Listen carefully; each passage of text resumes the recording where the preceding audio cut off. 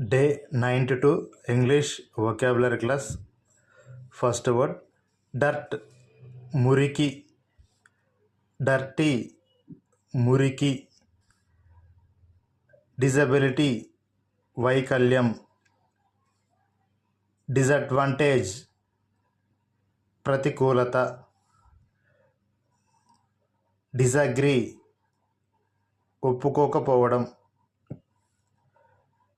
Disagreement, అసమ్మతి.